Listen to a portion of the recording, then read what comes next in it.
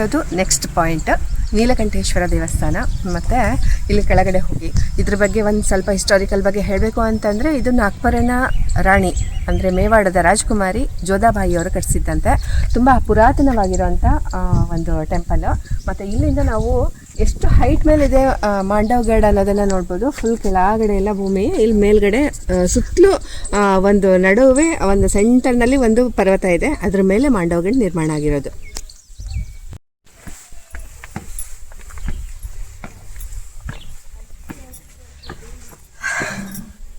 Around ಒಂದು 100 steps ಇದೆ ಇಲ್ಲಿ ಕೆಳಗಡೆ ಹೋಗುವಾಗ ಟೆಂಪಲ್ಗೆ. ಅದ್ರ ಪಕ್ಕದಲ್ಲೆಲ್ಲ ಪೂರ್ತಿ ಈ ರೀತಿಯ ಕನ್ಸ್ಟ್ರಕ್ಷನ್ ಇರೋದೆ. ಮೊದಲಿಂದೆಲ್ಲ ಫೋರ್ಟ್ ಥರದ್ದೇ ಕನ್ಸ್ಟ್ರಕ್ಷನ್ ಇತ್ತು, ಅದು ಸ್ವಲ್ಪ ಎಲ್ಲ ಬಿದ್ದಿದೆ. ಮತ್ತು ಈ ಥರದ್ದು ಕೆಳಗಡೆ ನಡ್ಕೊಂಡು ಬಂದರೆ ಒಂದು ಒಳ್ಳೆ ಟೆಂಪಲ್ ಜೊತೆಗೆ ಒಂದು ಒಳ್ಳೆ ವ್ಯೂ ಮತ್ತೊಂದು ಮಸ್ಟ್ ವಿಸಿಟಿಂಗ್ ಪ್ಲೇಸ್ ಇದು. ಒಂದು ಸೀತಾಫಲದ ಗಿಡದ ಕೆಳಗೆ ವಿರಾಜಮಾನನಾಗಿರೋ ಗಣಪತಿ. ಮೇಲ್ಗಡೆ ಕೆಳಗಡೆ ನೀರು ಬರಬೇಕು, ಕೆಳಗಡೆ ಬಂದೆಲ್ಲ ಶಿವಲಿಂಗ ಇದೆ. ಇಲ್ಲಿ ಮೇಲ್ಗಡೆಯಿಂದ ಯಾವಾಗಲೂ ನೀರು ಬರ್ತಾನೆ ಇರ್ತದೆ, ನೀರು ಈ ಥರ ಸುರಿತಾನೆ ಇರ್ತದೆ. ಇದು ಶಿವನ ಅಭಿಷೇಕಕ್ಕಾಗಿರೋಂಥ ನೀರು. ಈ ನೀಲಕಂಠೇಶ್ವರ ದೇವಸ್ಥಾನದಲ್ಲಿ ಒಂದು ವಿಶೇಷವಾಗಿರುವಂಥ ನಂಬಿಕೆ ಇದೆ. ಅಲ್ಲಿ ದೇವಸ್ಥಾನದಲ್ಲಿ ಕಂಟಿನ್ಯೂ ಆಗಿ ನೀರು ಬರ್ತಾನೆ ಇದೆ. ನಾನು ಅದನ್ನು ತೋರಿಸಿದ್ದೆ. ಅಲ್ಲಿ ಆ ಬಂದಿರೋ ನೀರೆಲ್ಲ ಈ ಕಡೆ ಬರುತ್ತೆ. ಈ ಪಾಂಡಲ್ಲಿ ಕಂಟಿನ್ಯೂ ಯಾವಾಗಲೂ ನೀರು ಇದ್ದೇ ಇರುತ್ತೆ. ಈ ನೀರು ಮತ್ತೆ ಮುಂದೆ ಹರ್ಕೊಂಡು ಮುಂದೆ ಹೋಗುತ್ತೆ. ಆ ಹೋಗುವಾಗ ಇಲ್ಲೊಂದು ಚಕ್ರ ಥರ ಮಾಡಿದ್ದಾರೆ. ಮತ್ತು ಇಲ್ಲಿರುವ ಒಂದು ವಿಶೇಷ ನಂಬಿಕೆ ಅಂತ ಮನಸ್ಸಿನಲ್ಲಿ ಯಾವುದೇ ಒಂದು ಆಸೆನ ಇಟ್ಕೊಂಡು ನಾವೊಂದು ಹೂ ಬಿಡಬೇಕು. ಆ ಹೂವು ಕಂಟಿನ್ಯೂ ಆಗಿ ಈ ಥರ ಬಂದು ಇಲ್ಲಿ ಟಚ್ ಆಗಿ ಮತ್ತೆ ಆ ಕಡೆ ಹೋಯಿತು ಅಂತಂದರೆ ನಮ್ಮ ಆಸೆ ಈಡೇರುತ್ತೆ ಅನ್ನೋದು.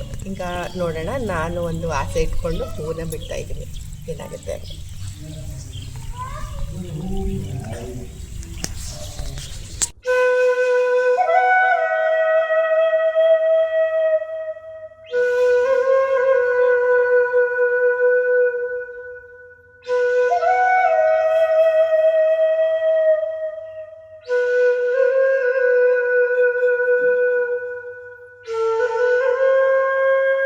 ಇದು ತುಂಬ ಪುರಾತನವಾಗಿರೋ ದೇವಸ್ಥಾನ ಅಂತ ಹೇಳಿದ್ದೆ. ಅದ್ರ ಹೊರಗಡೆನೇ ಬಂದಿದೆ ಅಂತಂದರೆ ಇದು ಫುಲ್ ಪೂರ್ತಿ ಕಾಡೆಲ್ಲ ಕಾಣಿಸುತ್ತೆ.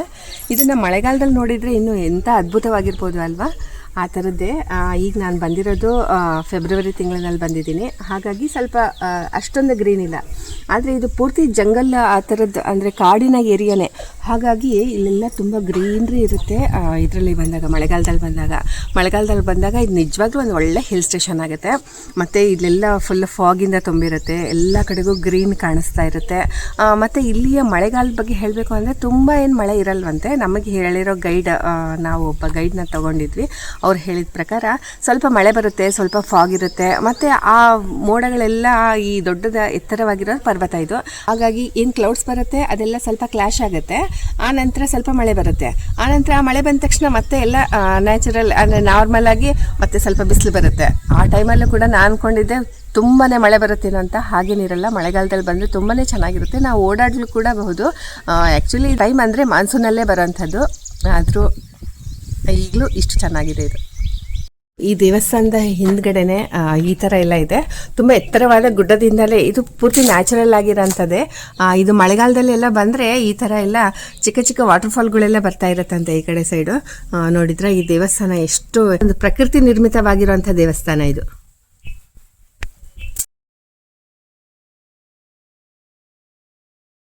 ನೆಕ್ಸ್ಟ್ ಈಗ ನಾನು ಬಂದಿರೋದು ಹಾಗೆ ರೋಡಲ್ಲಿ ಕಾಣಿಸುತ್ತೆ.